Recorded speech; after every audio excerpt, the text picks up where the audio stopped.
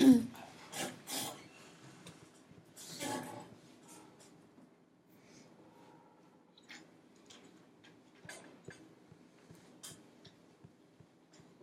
Wednesday, September 20th, Hurricane Maria made landfall on Puerto Rico.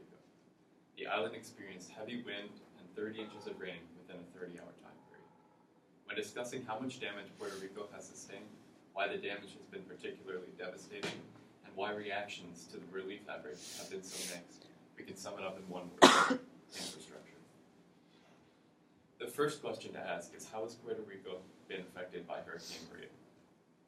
When Maria hit, Puerto Rico was still trying to recover from Hurricane Irma.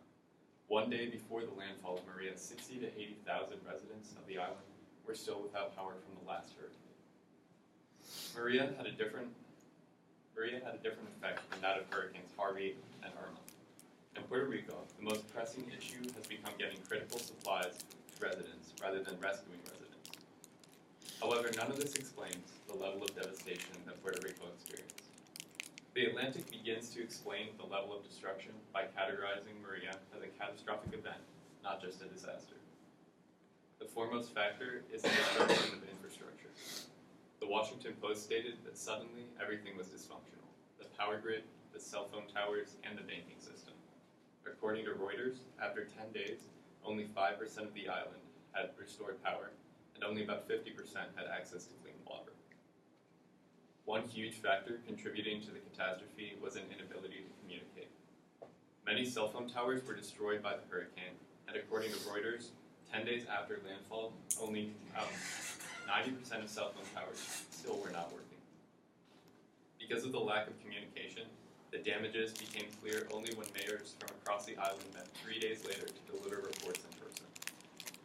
The destruction of infrastructure and the inability to communicate has only further complicated relief efforts, which have had mixed results. First of all, the United States has been slow to mobilize. Our initial response was dismal compared to our response to other natural disasters. According to the Atlantic, when Haiti experienced its earthquake, 22,000 troops arrived within 2 weeks to provide assistance, but after 2 weeks, only about 7,200 had arrived in Puerto Rico. The USS Comfort, a hospital ship, wasn't even deployed until 6 days after landfall, though according to the Atlantic, officials had begun to discuss its use before the storm even struck. The destruction of infrastructure and communications has slowed and even halted some of the relief. Though thousands of shipping containers of supplies had been distributed around the island and thousands more sat in port, no one knew that the supplies were able to be picked up because of an inability to communicate, and road conditions were too poor to deliver them any further. So while large amounts of aid have reached the island, this only becomes useful once residents have actually received them. So it has now been almost 4 weeks since Hurricane Maria made landfall in Puerto Rico, and while relief efforts have started to take effect, there is still a staggering amount of work to be done. In the aftermath of a tragedy as large and as all-encompassing as Hurricane Maria, it is important to understand what happened.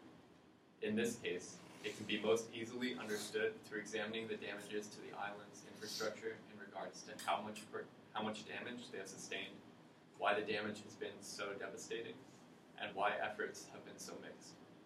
Thank you.